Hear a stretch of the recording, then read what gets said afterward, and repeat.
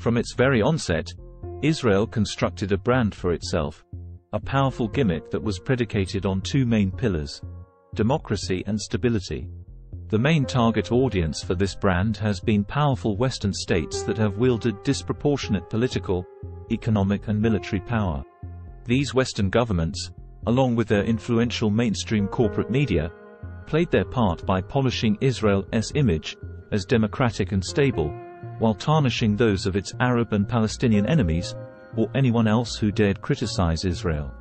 It mattered little whether Israel was truly a beacon of democracy and stability, because these terms are often conjured up and used to conveniently fit the interests of those in power.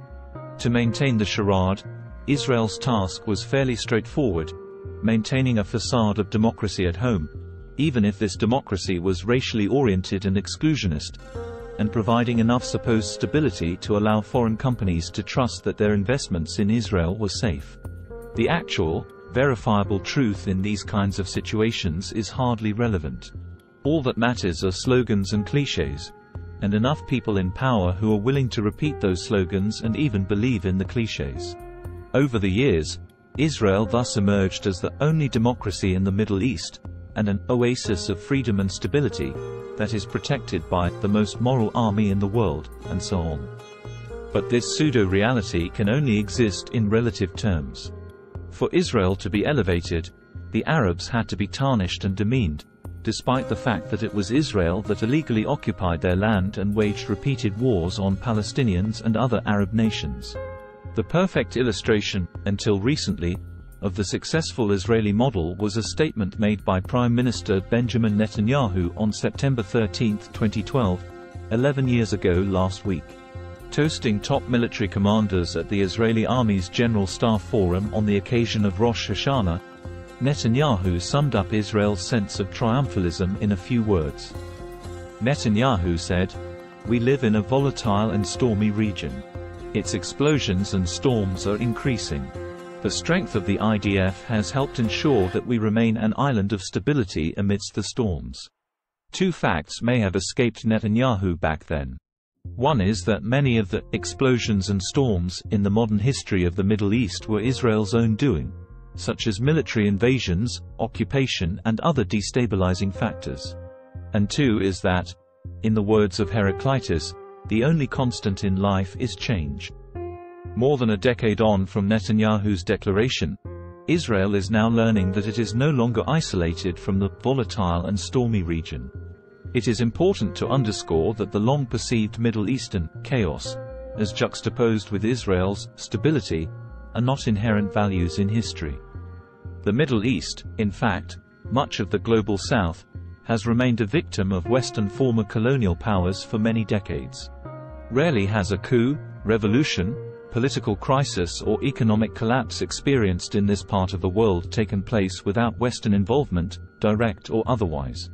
Arabs, the architects of one of the greatest and longest-lasting civilizations in human history, are not innately chaotic, as Israel and its Western benefactors maintained through their relentless propaganda. Such a conversation is outdated anyway, as Israel itself now epitomizes political instability and social chaos.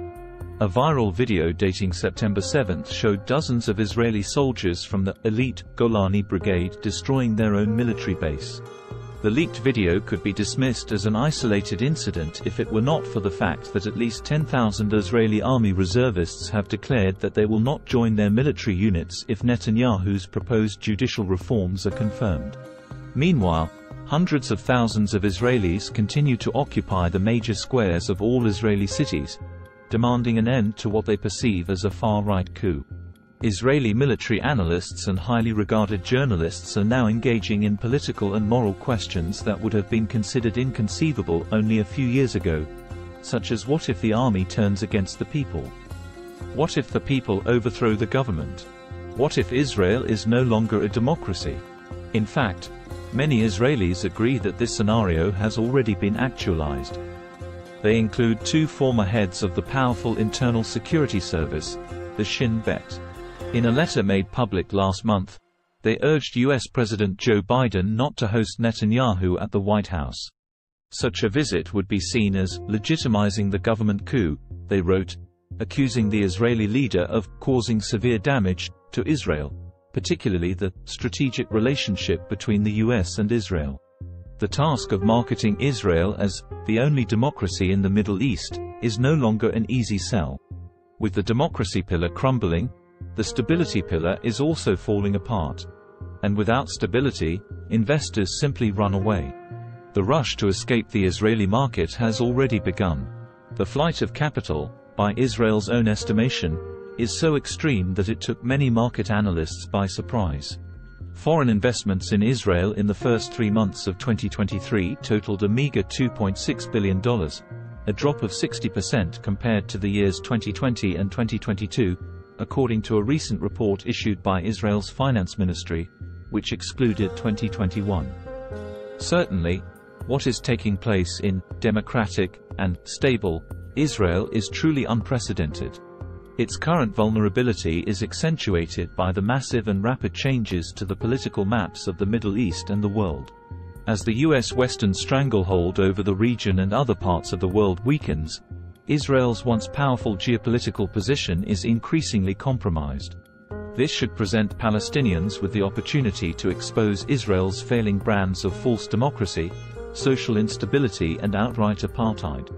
Israel must now be pressured to acquiesce to international law, which guarantees, in principle, justice and freedom for the Palestinian people and the inalienable right of return for their refugees. Without Palestinian freedom, Israel's future is sealed as an unstable country with undemocratic institutions, permanent apartheid and perpetual chaos. If you like our videos, please like, share and don't forget to subscribe.